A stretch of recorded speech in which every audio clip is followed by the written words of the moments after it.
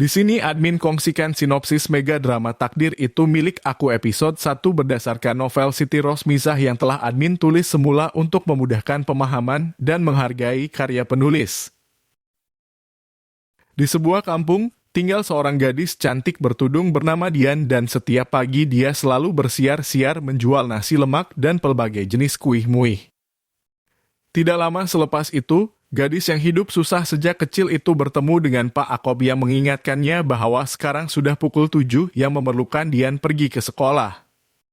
Dian panik karena teringat hari ini ada pemeriksaan di sekolahnya, lalu dia berlari kencang pulang ke rumahnya. Tanpa disangka, karena tidak menghiraukan jalan ketika melintas, Dian bertembung dengan seorang lelaki kacak bernama Zarif yang sedang menunggang basikal hingga menyebabkan kedua-duanya rebah ke tanah. Ketika itu, Dian coba meminta bantuan lelaki yang dipanggilnya abang motor itu karena kakinya tertimpa basikalnya. Terasa pelik dipanggil sebegitu, marah Zarif dibuatnya dan mereka berdua pun bergaduh. Tidak lama kemudian Zarif beredar dari situ, meninggalkan Dian sendirian dengan kakinya yang sakit. Beberapa menit kemudian, gadis itu menyadari nasi lemak, kuih-muih dan bakul miliknya telah berselerak di sepanjang jalan. Dian menjadi takut karena dia pasti akan dimarahi dan dihina oleh Kamsiah, ibu tiri yang juga maksudnya. Di rumah, terbaring seorang lelaki tua bernama Pak Dolah, yaitu bapak Dian yang sudah lama sakit dan lumpuh. Ketika itu kedengaran dia memanggil nama Kamsiah untuk mendapatkan makanan. Dengan pelbagai cacian yang dilontarkannya, Kamsiah menghina Pak Dolah yang dianggapnya tidak berguna dan selalu menyusahkannya. Pak Dolah mula coba menyadarkan Kamsiah agar tidak berbuat demikian kepadanya karena dia adalah suaminya. Kemudian, ibu tiri yang kejam itu dikejutkan dengan kedatangan Dian dengan pakaian yang kotor dan tidak berbakul kuih. Dengan rasa marah, Kamsiah pergi ke dapur dan coba bertanya kepada Dian apa yang berlaku dan pada masa yang sama dia bertanya tentang bakul kuih yang tidak dibawanya. Dian yang sudah lama berwajah sugul dan takut, coba bercakap benar dan menjelaskan segalanya. Mendengar itu, Kamsiah bertambah marah dan terus menyerang dan mencederakan Dian. Karena baginya, anak tiri yang dipeliharanya sejak kecil itu sangat cuai dan tidak tahu mendapat manfaat hingga Dian menjerit kesakitan. Pak Dolah yang mendengar bunyi bising itu menjerit dan merayu agar Kamsiah berhenti menyakiti Dian. Daripada menuruti kata-kata suaminya, Kamsiah mengambil penyapu dan menyakiti Dian dengannya. Tampak Dian memohon ampun kepada ibu tirinya sambil menjerit kesakitan meminta tolong pada Pak Dolah dan Halimah atau mesra dipanggil Nenek Wan itu. Dengan sekuat hati Pak Dolah menjerit meminta istrinya berhenti memperlakukan anaknya begitu. Akhirnya Kamsiah menghalangnya, dia mula memberi amaran pada Dian supaya jangan makan makanannya.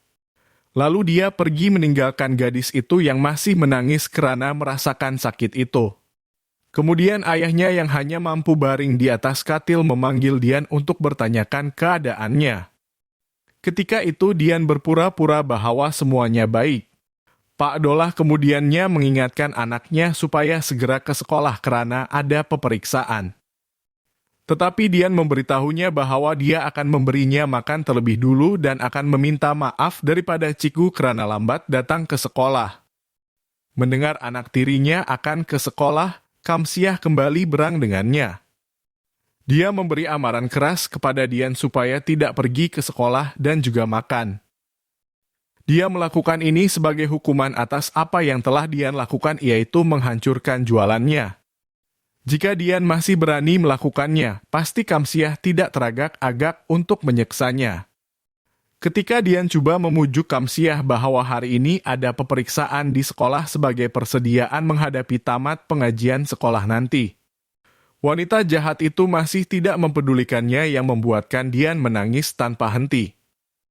Pak Dolah yang dari tadi asyik mendengar kegaduhan mereka meminta maaf kepada Dian karena hidup anaknya penuh dengan penderitaan.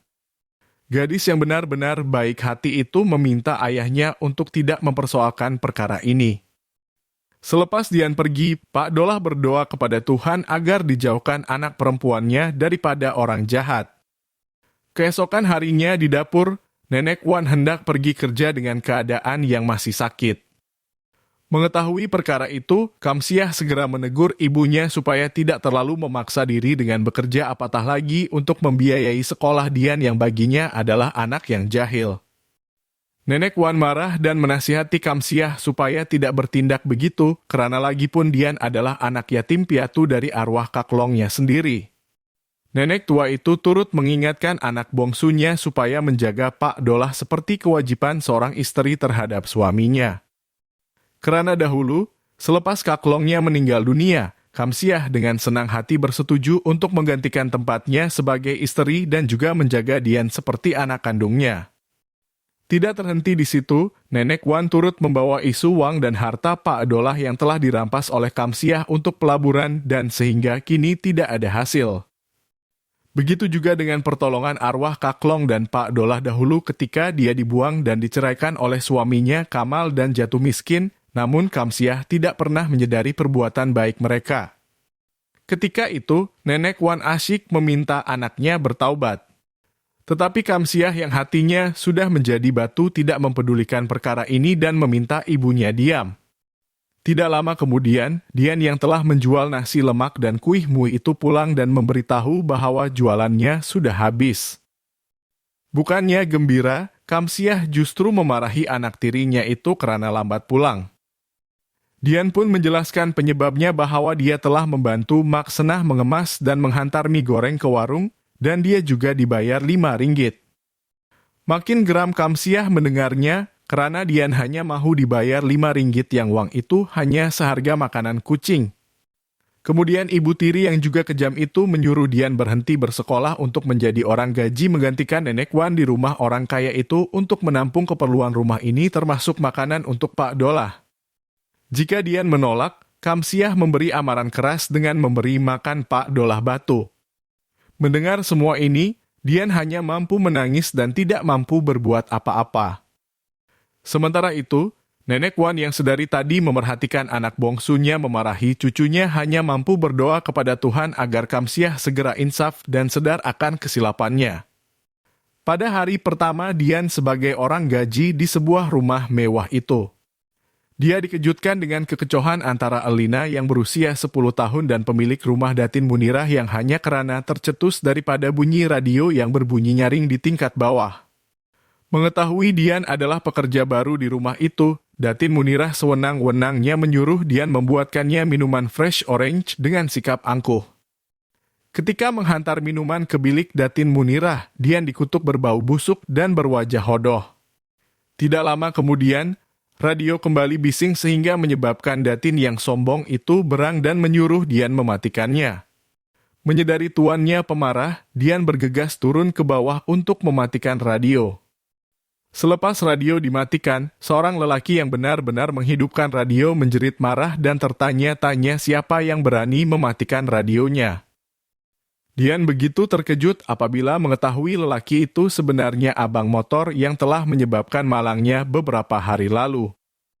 Lelaki yang bernama Zarif itu juga mula menyadari bahwa Dian adalah gadis itu. Mereka berdua mula bergaduh tentang apa yang telah berlaku antara mereka.